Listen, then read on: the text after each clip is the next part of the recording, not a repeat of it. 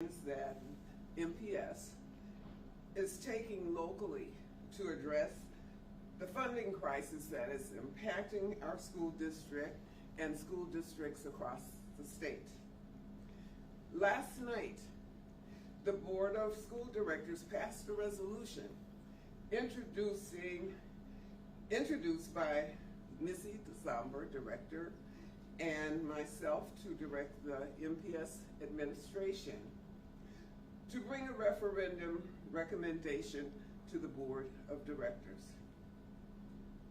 The state of Wisconsin has systematically defunded public schools statewide by not matching inflation for many, many years, for too many years. For MPS, and over 16 years, these totals have amounted to $210 million for students that we needed per year. Instead, we're now facing a $200 million, with an M, million dollar shortfall for our students. As you've likely seen, you know that we're just the latest district to make such an announcement. Throughout the state, schools are making adjustments as they conclude they need to make, be it shutting down buildings or cutting staff, etc. Many districts are closing and they're turning to the local taxpayers just to maintain. And that's the situation that we are now in. The resolution that was passed last night was introduced to give Milwaukee Public Schools all possible options to address that budget shortfall and provide the best possible opportunities for our students moving forward. A final decision will be made in the following days and weeks as to whether we go to a referendum. It will be made at a later time. I would like to introduce now Director Missy DeSomber. Thank you, President Herndon. School districts across the state of Wisconsin are facing serious financial challenges after being chronically underfunded for over 15 years. Milwaukee Public Schools has reached a tipping point, and we're not alone. Public school districts all around us are having difficult conversations about potentially closing schools, laying off staff, cutting transportation, or eliminating specialty programs, even though the state is sitting on a $6.7 billion budget surplus. The most recent budget adjustments were not even enough to match inflation for a single year. To say that the state gave our students crumbs would be generous. The state funding formula is broken and does not sustain the schools our students deserve. As a board, we have an obligation to the children in Milwaukee to do what it takes to ensure they have the resources they need in schools that are safe, welcoming, and meet the needs of all. One of the ways we can do this is through letting voters decide on a referendum. A record number of districts are turning to referenda to fund basic operations. I'd invite you to find a school district in the area is not having the same conversations we're having about the serious financial crisis. The final decision is ultimately the voters' decision. We have an obligation to inform the public about the consequences of the state's decision to recklessly underfund public schools year after year, and what will happen to MPS if we don't come up with an alternative way to bring in revenue to our schools. The resolution the board unanimously passed last night allows the MPS administration to take steps needed to bring forward a referendum recommendation early next month to ensure voters have the chance to provide additional and much needed funding to support the schools all students deserve. I would now like to introduce Superintendent Dr. Keith Mosley. Thank you, Director Zomber. I want to start by saying that this news should not be a surprise to anyone who has been paying attention. It's not a surprise at all. It certainly is not a surprise to us or other superintendents and school boards across the state of Wisconsin. As a district, we've been working diligently to address the costs and streamline processes. I remind you that 94% of taxpayers' dollars go directly to our schools. However, 16 years of receiving state adjustments below inflation is not sustainable. This resolution gives MPS options to maintain vital services for our students. I have already directed my staff to begin pulling together the information that will be needed to bring a proposal to the board next month. We will be working through the next few days and into January to learn what is needed.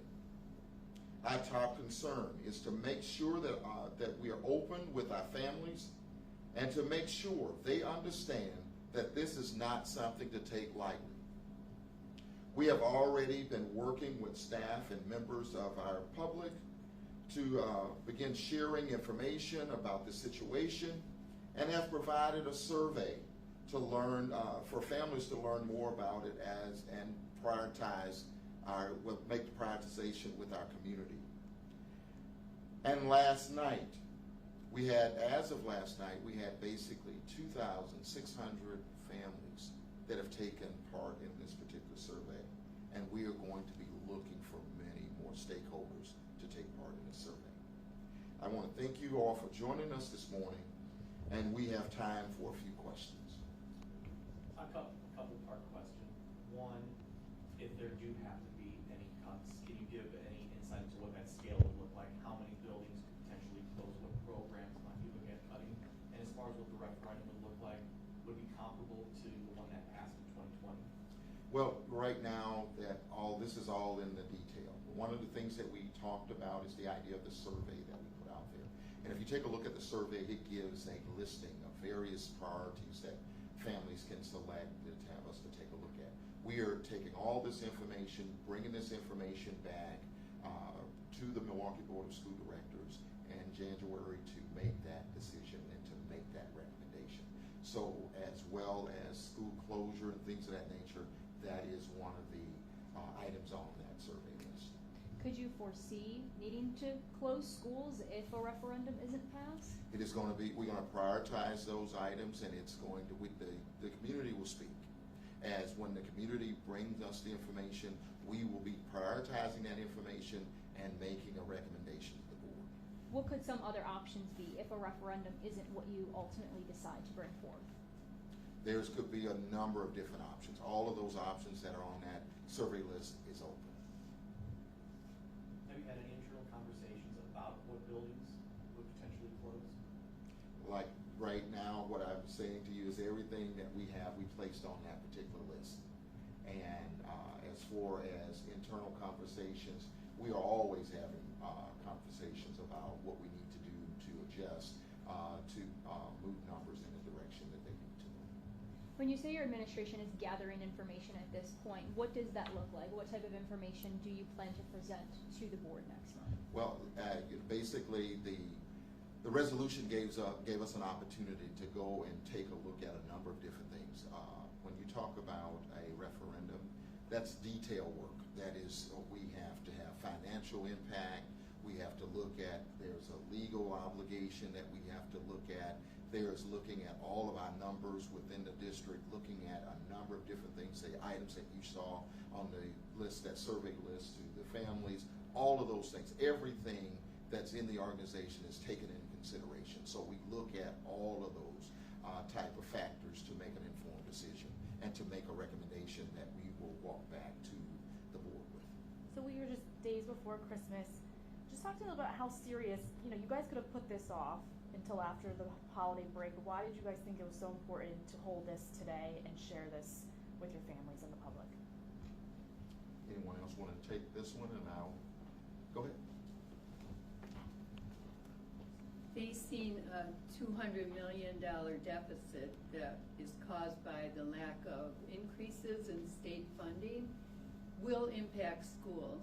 And as we are working to plan our budget for spring, we found it necessary to bring this out to the community, even though we do every January, we bring a forecast so the community can know our predictions.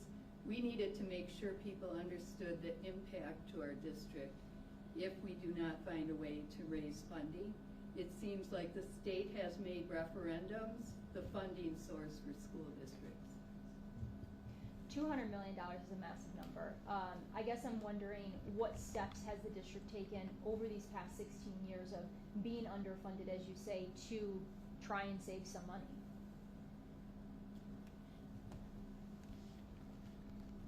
The school district is always very conservative when we do our budgets. We always provide a balanced budget to the school board to approve.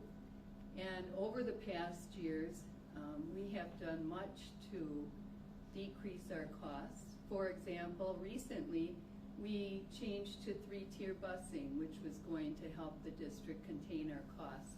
What we couldn't have known is that we were going to experience, like everyone else, a pandemic, and inflation would rise to the point that it has. So costs have just exceeded the revenues that we're bringing in, and something needs to be done.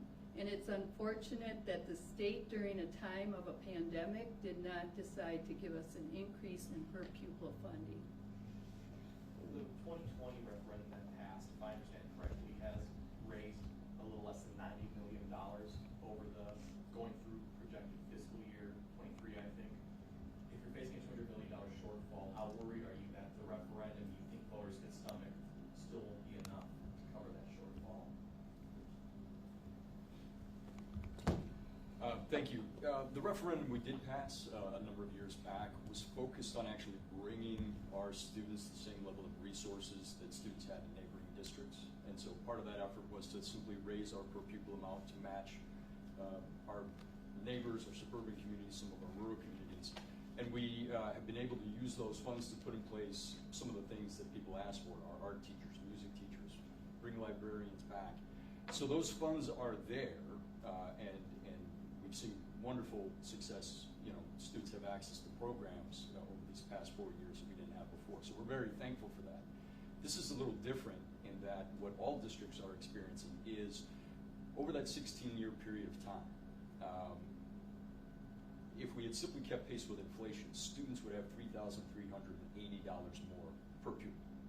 And that used to be the standard in the state of Wisconsin, that there was a promise that we would at least provide that inflationary adjustment. That hasn't happened for 16 years. And especially in these 2 years where we saw no adjustment whatsoever, when we did that referendum 4 years ago, the forecast was we would at least see something that's trying to keep pace with inflation. And when that didn't happen, we're now in the situation we are, frankly, like some other districts have been, where we have districts across the state who've gone to referendum 2, 3, 4 times, where we should have a situation where, you know, with $6.7 billion at the state level, those resources are going to students. So it's a different picture than we had 4 years ago. We've been successful with that referendum. This one is just because of the fiscal challenges that are new 4 years later.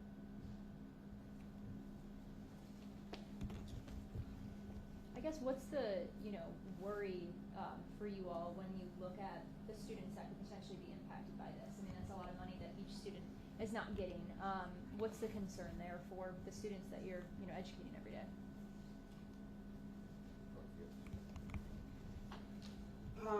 For our students, it actually breaks my heart, because all of us worked so hard to get the other referendum passed, because our students, for the most part in our district, were lacking these services. And the community stood up and said, we're game. And we totally appreciated that. And if you were to look at our schools now, our children are just overjoyed that they have art, music, bi-ed. They can be active participants in the biennial music festival. As a graduate of MPS myself, and my children being graduates, I never experienced this. We had everything that we needed. My children had everything that they needed. All of us here, all of our staff, all of our teachers, they're committed. They want the same thing. It is a shame that our government officials in Madison don't have those same feelings. I'm sure their children are not in schools that were lacking a librarian. The library's lacking the materials that a library should contain. To not be exposed to music, not even in middle and high school. But those funds that our community so graciously put forth for us actually enabled us to start servicing our students from K-5 forward. That's big. And to think that with all of that our community has committed, our state is still withholding funding. And it's not just our experience. I just outlined ours. But the state as a whole, as I participate in state communities, as we discuss this monthly, they all can give you a list of reasons why this is so disastrous. At some point, our state legislators really gonna have to get together and make a true commitment to servicing public schools throughout the state. And I certainly hope that the taxpayers support us, but at the same time, that they really let the state know that it's time to cut the defunding of public education out. We have time for one more question. Have you met with have any plans to meet with lawmakers for a direct appeal, and is that going to take place anytime soon? Well, I will share with you, we are always meeting with lawmakers.